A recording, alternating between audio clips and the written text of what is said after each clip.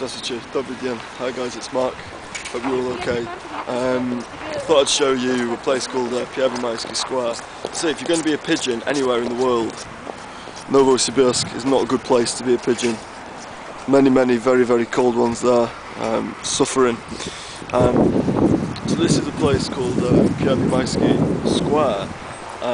In summer it's actually a very good place to sunbathe, and you can sit on these benches over there. You can't really see it well, but that in the distance there's a fountain. Obviously it's frozen now, and this is a big park, Novosibirsk Square Park. It's very, very beautiful in autumn. Okay, let's go for a little wander. In Russia, it's very common to have a lot of respect for the old war heroes of the Soviet Union and the Red Army, and there's many monuments to these guys that says heroes of the Soviet states, and they're kind of immortalised here, which is nice really. There's lots of war memorials across the city, and they have a day called День Победы, which means Day of Victory. It's a really big deal. Everybody has a day off work. There's a big kind of festival in the city centre. I must admit, it was one of the best days I've had in Novosibirsk. Last День Победы, it was fantastic. Everybody just seems to abandon all their inhibitions. People are drinking at 12 o'clock in the afternoon, in broad daylight. Big kind of carnival, and it's very nice. Anyway, so yeah. I was thinking yesterday about when I first arrived in Russia and how wet behind the ears I was in terms of Russian culture. And I used to go to a bar called 4 Period in order to watch the Manchester United games. That was like my solace. It's next to a big hockey stadium, Stadion Sibir, where the Novosibirsk hockey team plays. So anyway, cut a long story short, I'm in this bar and my Russian then was absolutely diabolically bad. It's improved a lot now, but a year ago this was approximately, it was terrible. And so every time I ordered a drink, it was blatantly obvious that I was a foreigner. So anyway, there was these like big hockey players in the bar, all hockey guys, and they're like, "Oh, you're an Englishman, come join us, come and sit with us." And so they're really like nice guys. Very, very rough though. This is a very rough bar. Some of them had sort of scars on the knuckles and missing teeth and stuff like this. Real rough and ready guys. So anyway, they give me lots of vodka and things called zakuski, which is snacks that you drink with vodka. There's a nice little path into the forest there. And it was cool. Now, they were also telling me that my Russian was good, a good standard, which was just absolute rubbish, because it wasn't. But I read in my guidebook that, not my guidebook, one of my language books, that the word sympatичный, yeah, means nice, okay, kind. It doesn't, because I thought sympathetic, sympatичный, nice, kind, linked. No, it doesn't. So anyway, I said to these guys, "Вы очень симпатичные," which means you're all nice guys, but it doesn't mean that. It means good looking. It means you're all handsome. So you can imagine there was a few raised eyebrows when I said that comment. So yeah, that language book was completely wrong. Sympatичный means handsome. And they're like, "Yeah, guys, you're all very handsome." Yeah. So yeah, that was. I think they understood what I meant. So anyway, next week, when I first arrived in Russia, I was kind of obsessed with the mafia, really. I'd seen a lot of films about that subject, and I wanted to learn about, the criminal underworld, whatever, like some Donald McIntyre person.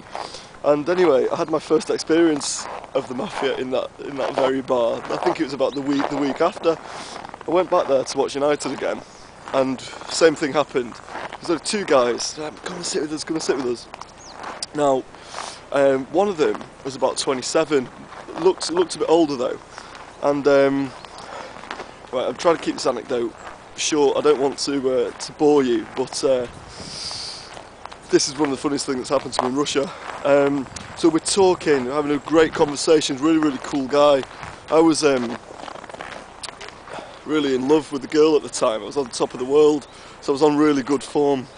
We were talking, and he was telling me about how he was in St. Petersburg for a few years doing business. He showed me both his wrists. Both his wrists were completely broken, you know, lots of different shapes and things. He's like, yeah, fighting in St. Petersburg, blah blah blah. So I kept saying to him, I asked him about 6 times, what's your job, mate, what do you do here? And he's like, yes, have another vodka, have another drink, have some more food. And me being a little bit naive at this point, I must have repeated the question during the conversation about 7 times, and every time he just ignored it, changed the subject. Then he showed me a picture of his girlfriend. His girlfriend's like a model, and she's in Japan at the moment, modelling. So he's like, yeah, I've got the apartment to myself at the moment, and it's just me and the cat, blah blah blah. So anyway, about 2 o'clock the bar closes. He says to me and this other guy, Yevgeny, he says, come back to my place, we'll have some more beers at mine. Okay, sounds good, no problem. Getting his E-Reg Mercedes. I've watched this guy drink a lot. He's speeding down the 70 miles per hour down through, well maybe that's an exaggeration, but fast, through roads like this. I've never been more scared in my life. Anyway, get to his apartment. It's the nicest apartment I've been in Russia. Absolutely a palatial apartment. But again, this guy doesn't work, right? And he's probably a bit younger than me. So anyway, it's blatantly obvious he's in the mafia. So we have a couple of beers. Yevgeny leaves, so it's just me and this guy called Vitaly. We're sitting there, we drink a couple, and now he's got this cat. This cat is like this brown cat, and all the time we're talking, it's jumping on me. It's a crazy little cat, it's only about 7 months old. I'm pushing it away, and he's saying to me, oh, it's my girlfriend's cat, it's her pride and joy, she loves it. He's just a bit crazy cat. Yeah, so anyway, we're talking, blah blah blah, telling me about fighting and stuff, and then about 5 o'clock I thought, right, it's time to go, got a taxi. Before I went, I said, Vitaly, I need to use your bathroom. No problem, go and use the bathroom.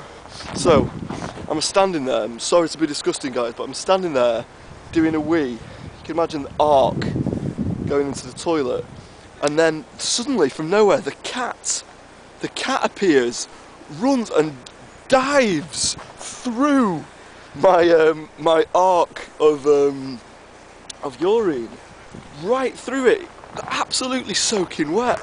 So I'm like, oh my god, I'm trying to catch this cat in the bathroom, but it runs back into the living room. So you can imagine my horror.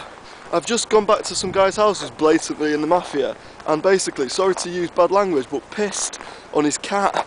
You know, I just imagine his face. Mark, I give you beer, I give you food, you come to my apartment and you piss on my cat. It's not very kind.